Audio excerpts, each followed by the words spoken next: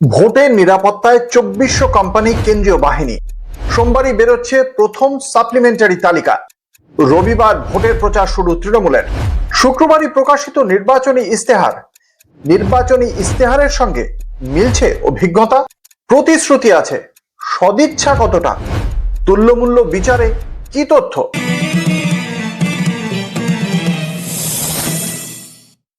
তথ্যে আপনাদের সকলকে স্বাগত। আপনাদের সঙ্গে রয়েছে আমি অঙ্কুর।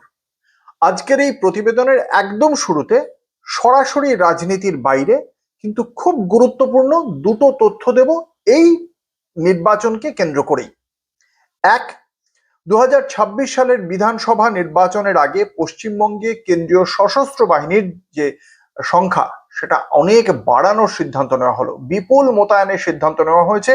ইতিমধ্যেই ৪৮০ কোম্পানি পাঠানোর নির্দেশ ছিল।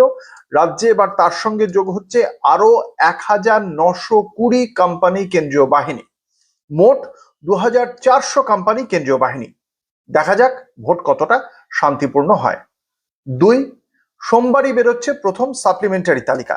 প্রায় ৬০,৬৬,৬৭৫ জনের নাম বিবেচনাধীন ছিল। সুপ্রিম কোর্টের কড়া নির্দেশে বর্তমানে সেই জট কাটাতে আপনারা সকলেই জানেন যুদ্ধকালীন তৎপরতায় কাজ চলছে। ভিন রাজ্যের বিচারকরাও এই কাজে লিপ্ত হয়েছেন। এখনো পর্যন্ত যেটা জানা যাচ্ছে ২৭,২৩,০০০ নামের নিষ্পত্তি করা সম্ভব হয়েছে। সব ঠিক থাকলে আগামী সোমবার সাপ্লিমেন্টারি লিস্ট প্রকাশ হতে পারে। এই দুটো হচ্ছে গিয়ে সরাসরি রাজনীতির বাইরে কিন্তু বিধানসভা নির্বাচনের দুটি গুরুত্বপূর্ণ তথ্য। এবার আসি রাজনীতির তথ্যে। আমরা কি দেখেছি? শুক্রবার দিন তৃণমূল কংগ্রেসের পক্ষ থেকে তাদের নির্বাচনী ইস্তেহার, তথাকথিত 10 প্রতিজ্ঞা তারা প্রকাশ করেছেন এবং সেই প্রকাশ করার পাশাপাশি যেটা আমরা জানতে পারছি, রবিবার দিন একটা গুরুত্বপূর্ণ বৈঠকের ডাক দিয়েছেন তৃণমূল কংগ্রেস নেত্রী মমতা বন্দ্যোপাধ্যায় এবং তিনি সেখানেই সেই দিনই প্রচার শুরু করবেন। সন্ধ্যায় চেতলায় একটা কর্মী সভার ডাক দেওয়া হয়েছে, সেখান থেকেই ভোটের প্রচার শুরু করবেন তিনি এবং তার পাশাপাশি সেখানে উপস্থিত থাকবেন অভিষেক বন্দ্যোপাধ্যায়, ফিরহাদ হাকিম, ভবানীপুরের সমস্ত দলীয় কাউন্সিলররা ওই কর্মী সভায় উপস্থিত থাকবেন বলেই খবর। এবং সেখানে তৃণমূল কংগ্রেসের প্রচারে অবশ্যই গুরুত্ব পাবে তাদের উন্নয়নের পাঁচালী এবং দিদির 10 প্রতিজ্ঞা বলে যেটা তাদের পক্ষ থেকে ঘোষণা করা হয়েছে, সেই 10 প্রতিজ্ঞা, সেই নির্বাচনী ইস্তাহারে 10 প্রতিজ্ঞা তাদের নির্বাচনী প্রচারে থাকবে। এই যে নির্বাচনী ইস্তাহারে যে সমস্ত প্রতিশ্রুতি দেওয়া হয়েছে, আর গত 15 বছরে সরকার, রাজ্য সরকার, তৃণমূল কংগ্রেস শাসিত সরকার যে গত 15 বছরে তাদের কর্মকাণ্ডের মধ্য দিয়ে যে দৃষ্টান্ত স্থাপন করেছে, দুটোর মধ্যে আদৌ কি কোনো পার্থক্য আছে? একে একে আমরা সেদিকে অবশ্যই তাকাবো।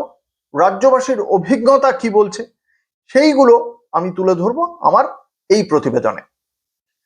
গোটা ইস্তেহার নিয়ে আলোচনার অবকাশ এই ইউটিউবের সংক্ষিপ্ত পরিসরে অবশ্যই পাবো না, তাই কয়েকটা বিষয় নিয়ে যে মতামত, সে মতামত জানাবো। একদম প্রথমে আসছি শিক্ষা। ইস্তেহার কি বলছে? আগামী 5 বছরে প্রতিটি ব্লকে অন্তত একটি করে এবং গোটা রাজ্যে 430টি মডেল স্কুল স্থাপন করা হবে। ইস্তেহার বলছে 5 বছরে এই ইচ্ছাটা রয়েছে রাজ্য সরকারের, যদি তৃণমূল কংগ্রেস ক্ষমতায় আসে। এবার আমরা দেখি আমাদের অভিজ্ঞতা কি, তথ্য কি বলছে।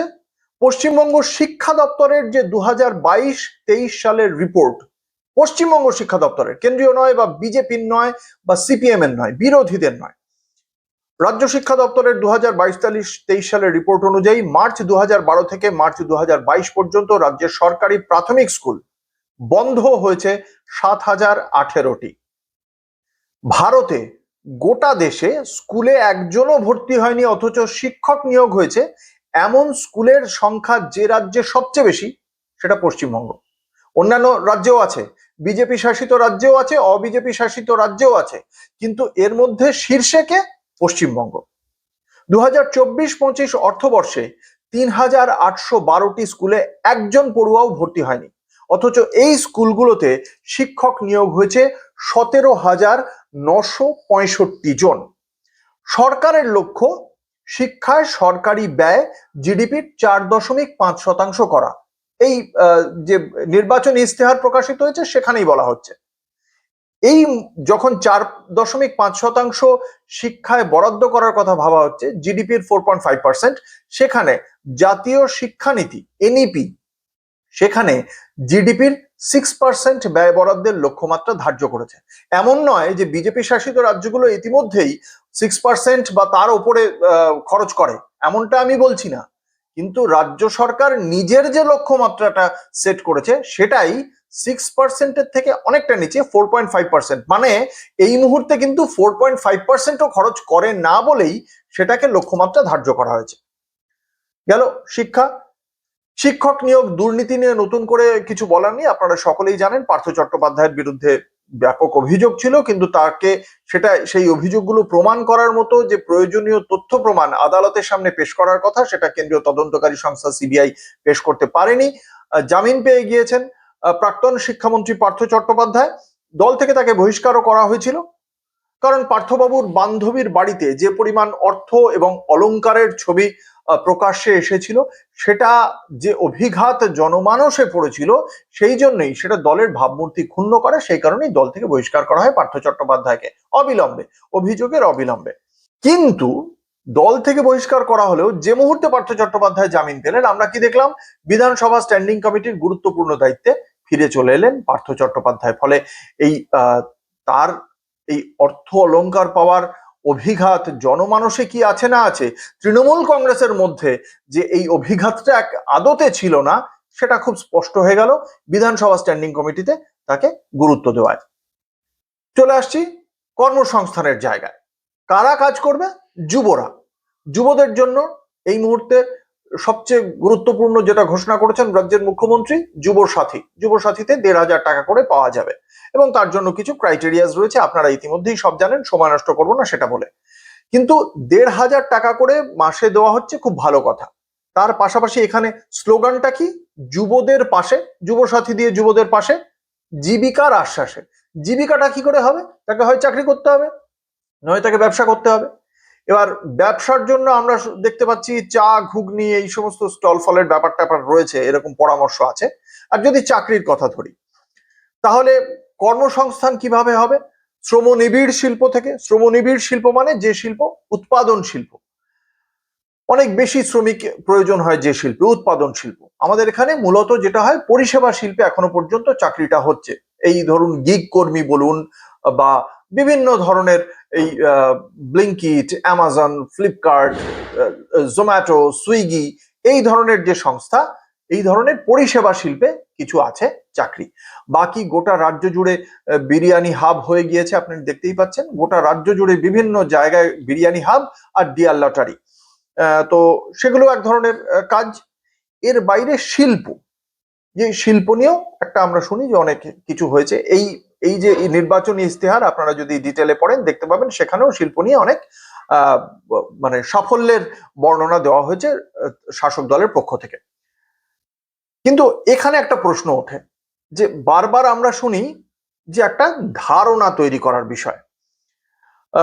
গত 15 বছরে মুখ্যমন্ত্রী কতগুলি কারখানার উদ্বোধনের ফিতে কেটেছেন সেটা ঠিক এই মুহূর্তে মনে পড়ছে না। নিশ্চয়ই তৃণমূল কংগ্রেস এগুলো মনে করিয়ে দেবে আসন্ন নির্বাচনী প্রচার চলাকালীন। কিন্তু একটা ছবি যদি ধারণা তৈরি করতে পারে যে পার্থ চট্টোপাধ্যায়ের অর্থ এবং অলংকার পার্থ চট্টোপাধ্যায়ের বেনামে হোক স্বনামে হোক তার রয়েছে, সেই জন্য পার্থ চট্টোপাধ্যায়কে বাদ দেওয়া হলো, অর্থাৎ একটা ছবি থেকে ধারণা তৈরি হয়। তাহলে গত 15 বছরে যদি এই ছবিটা দেখতে না পাওয়া যায় যে কারখানার ফিতে উদ্বোধন কাটছেন মুখ্যমন্ত্রী, তাহলে এই ধারণাটাও তৈরি হয় যে সেই তুলনায় কারখানা তৈরি হয়নি, তাই ফিতে কাটা হয়নি। এবং আমরা দেখতে পাচ্ছি তো যে এমন নয় যে তিনি ফিতে কাটতে যান না, তিনি রাশভারী মুখ্যমন্ত্রী, তিনি যান না এমনটা নয়। তিনি মহালয়ার আগে পুজোর উদ্বোধন করেন, বিভিন্ন পুজোর উদ্বোধন করেন তিনি। ফলে ফিতে কাটতে হলে যে তিনি ফিতে কাটেন সেটা এমনটা নয়, তিনি ফিতে কাটেন, কারখানার ফিতে হলেও তিনি নিশ্চয়ই কাটতেন। কিন্তু আমরা, এবং শুধু আমরা নয়, গদি মিডিয়া হোক, মোদি মিডিয়া হোক বা দিদি মিডিয়া হোক, যে মিডিয়াই হোক, সেটা দেখাতো আমরা কতগুলো কারখানার ফিতে কেটেছেন রাজ্যের মুখ্যমন্ত্রী বা রাজ্যের শিল্প বাণিজ্য মন্ত্রী, সেটা নিয়ে হয়তো কিছুটা হলেও প্রশ্ন থাকতে পারে। কিন্তু আমরা দেখতে পাচ্ছি যে সেইটা এই মুহূর্তে মনে পড়ছে না। আশা করব তৃণমূল কংগ্রেস তাদের আগামী নির্বাচনী প্রচারে সেই বিষয়গুলো অবশ্যই সামনে নিয়ে আসবে। ফলে এই কারখানার ফিতে কাটতে যদি দেখতে না পাওয়া যায়, তাহলে শিল্পের উন্নতি কতটা হয়েছে তা নিয়ে তৃণমূল কংগ্রেসের যে দাবি, সেই দাবি নিয়ে অবশ্যই প্রশ্ন ওঠে।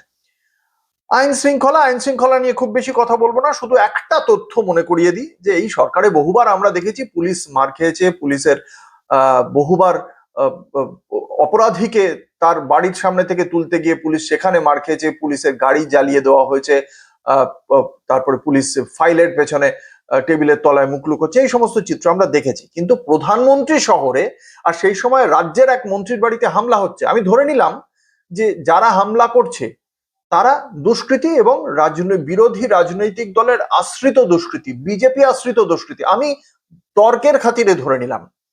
তাহলেও রাজ্যের মন্ত্রীর বাড়িতে হামলা হচ্ছে এমন একটা দিনে যে সময় শহরে প্রধানমন্ত্রী, অথচ গোয়েন্দা তথ্য থাকছে না যে মন্ত্রীর বাড়িতে একটা হামলা হতে চলেছে।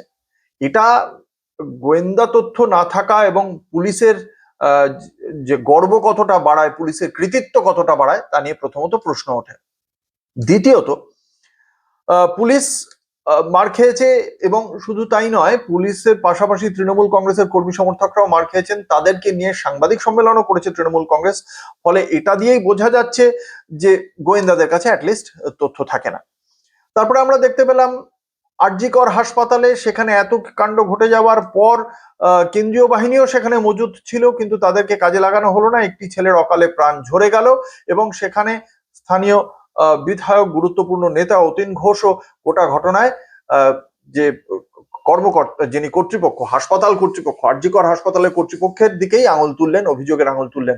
এবং সেখানে এই অভিযোগের আঙুল তোলার পর বেশ কয়েক ঘন্টা কেটে গিয়েছিল, তারপরেও কোনো পদক্ষেপ আমরা সরাসরি দেখিনি। একটি এফআইআর করা হবে বলে জানিয়েছিল রাজ্যের শাসক দল, কারণ দপ্তরটা স্বাস্থ্য দপ্তর, যে দপ্তরের মুখ্যমন্ত্রী তিনি সেই দপ্তরের প্রধান।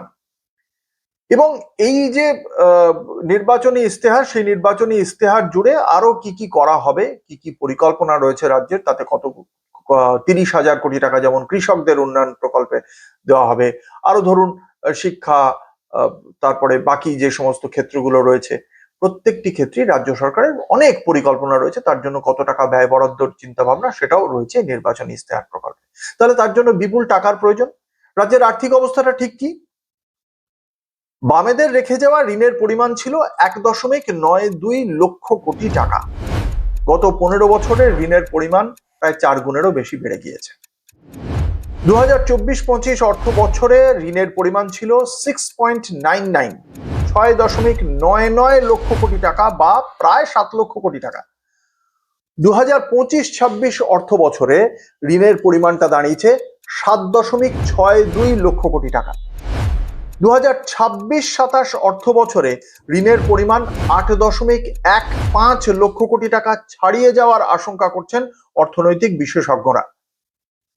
রাজ্য সরকার কত ঋণ রয়েছে এ বিষয়ে বিরোধীরা বারংবার দাবি করেছিল শ্বেতপত্র প্রকাশ করতে, কিন্তু শ্বেতপত্র প্রকাশ করেছে বলে অন্তত এই মুহূর্তে আমার জানা নেই। আমি জানলে আমি তথ্যটা দিতে পারতাম, হয়তো তৃণমূল কংগ্রেস বা রাজ্য সরকারের পক্ষ থেকে বিধানসভায় পেশ করা হতে পারে, কিন্তু সেই পেশ করার বিষয়ে বিরোধীরাও কিছু বলেনি, তৃণমূল কংগ্রেসের পক্ষ থেকে এমন কোনো দাবি আমি শুনিনি, তাই আপনাদের দিতে পারছি না, জানলে আমি আবার দেব। ফলে ইশতেহারের দাবি আর বাস্তবের কিছু ফারাক আপনাদের সামনে রাখলাম। হয়তো এমন কিছু বিষয় রয়েছে, অনেক বিষয় থাকতেই পারে, যে বিষয়গুলো ইশতেহারে যা বলা হচ্ছে সেটাই বাস্তবে ঘটেছে। ফলে এই মিল আর আমি যে কিছু অমিল তুলে ধরলাম, এই মিল আর অমিলকে আপনারা দাঁড়িপাল্লায় চাপাবেন, তুল্যমূল্য বিচার করবেন এবং তারপরেই ইভিএম এর যে বোতাম রয়েছে সেই বোতামে চাপ দেবেন, এটাই আশা করব। কারণ মানুষ ভোট দেবে শুধুমাত্র কথায় নয়, সে হাতে কলমে বুঝে নেবে যে আমাকে এটা বলা হয়েছিল। যেমন আমরা দোকানে গেলে করি, যে দোকানে গেলে আমি দেখে নিই যে 500 গ্রাম যদি পটল বলি, সে 500 গ্রাম ওজনে পটল দিচ্ছে কিনা, এবং 500 গ্রাম পটল দেওয়ার জন্য যে দামটা হয় সেই দামটা আমি দেবো নাকি তার থেকে বেশি দেবো, সেখানে আমরা দরাদরি করি। তো এরাও বারংবার যেটা বলেন, তারা মানুষের স্বার্থে কাজ করতে এসছেন, মানুষের স্বার্থে কাজ করতে এসছেন আমাদের ভোট নিয়ে। তা আমরা যখন ভোটটা দেব, ভেবে চিন্তে ওজন করেই দেব ভোটটা। তা আশা করব সেই তথ্যের ভিত্তিতেই মিল অমিলের তুল্যমূল্য বিচার করে আপনারা আগামী দিনে ইভিএম এর বোতামে চাপ দেবেন। আমার এই প্রতিবেদন কেমন লাগলো আপনারা জানান। আপনারা আমার প্রতিবেদন ভালো লাগলে লাইক করুন, কমেন্ট করুন, সাবস্ক্রাইব করুন, শেয়ার করুন, ছড়িয়ে দিন আমার প্রতিবেদন যদি আপনাদের ভালো লাগে। আগামী দিনে অন্যান্য ভিডিও নিয়েও, অন্যান্য প্রতিবেদন, তথ্য পরিসংখ্যান নিয়ে আবারও ফিরে আসবো। দেখতে থাকুন অঙ্কুর একটা তথ্য তত্ত্ব। নমস্কার।